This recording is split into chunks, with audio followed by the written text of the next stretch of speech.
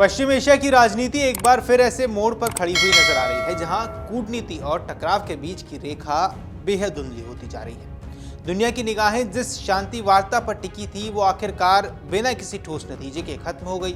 United states और Iran के बीच पाकिस्तान में हुई लंबी बातचीत उम्मीदों के विपरीत असफल रही और इसके पीछे अब कई चौंकाने वाले दावे सामने आए हैं।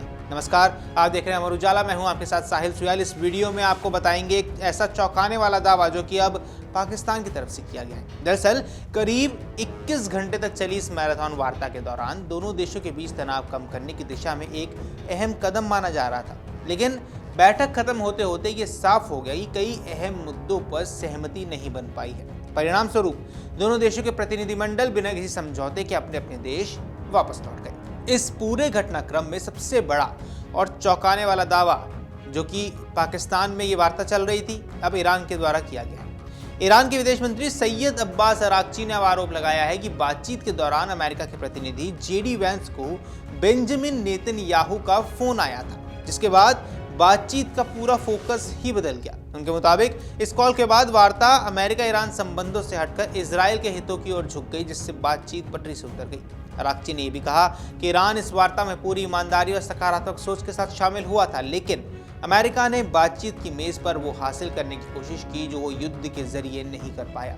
उन्होंने इस बात पर भी आपत्ति जताई कि बैठक के दौरान उसके खत्म होने के पहले ही अमेरिका की ओर से प्रेस कॉन्फ्रेंस करना अनावश्यक था, जिससे वार्ता के माहौल पर नकारात्मक असर पड़ा। हालांकि वॉशिंगटन की ओर से डोनाल्ड ट्रंप प्रशासन ने नेतन्याहू के फोन कॉल को लेकर ना तो कोई पुष्टि की है, ना ही इसे खारिज किया है।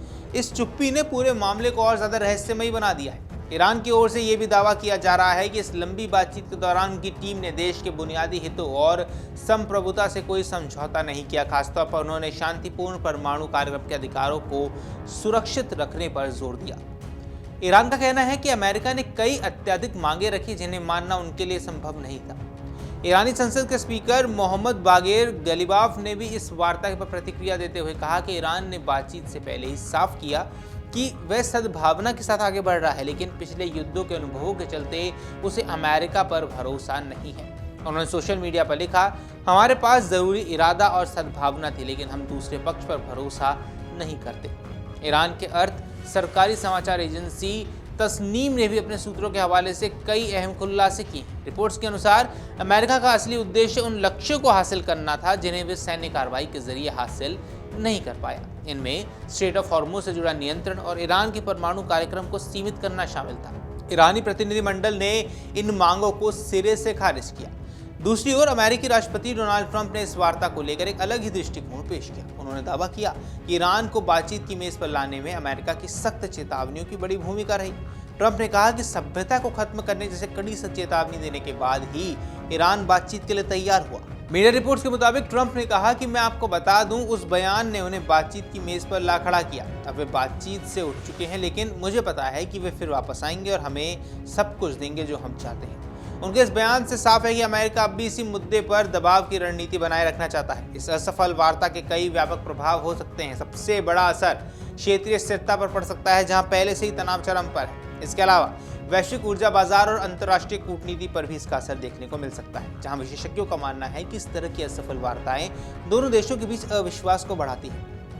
ऐसे में भविष्य में किसी भी समझौते तक पहुंचना और ज्यादा कठिन हो जाएगा, खासकर तब जब तीसरा पक्ष जैसे इजराइल की भूमिका पर सवाल उठने लगे हैं। कुल मिलाकर पाकिस्तान में हुई ये 21 घंटे की मैराथन बैठक नतीजे के लिहाज से भले ही असफल रही हो, लेकिन इसने नए सवाल जरूर खड़े किए हैं। क्या अमेरिका और ईरान फिर से बातचीत की मेज पर लौटेंगे? क्या इस बार कोई ठोस समाधान निकल पाएगा? और सबसे अहम सवाल, क्या क्षेत्रीय राजनीति में बाहरी हस्तक्षेप इस तरह की वार्ताओं को बार बार पटरी से उतारता रहेगा? इन सवालों के जवाब आने वाले समय में मिलेंगे, लेकिन फिलहाल इतना साफ है कि पश्चिम एशिया में शांति की राह अभी भी लंबी और मुश्किल लगातार बनी हुई है। ऐसे में आपको क्या कुछ लगता है, हमें कमेंट सेक्शन पर जरूर बताएं। फिलहाल इस वीडियो में इतना ही।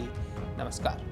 अगर आप ये वीडियो YouTube पर देख रहे हैं तो हमारे चैनल को सब्सक्राइब कर बेल आइकन दबाएं और Facebook पर देख रहे हैं तो हमारे पेज को लाइक करें।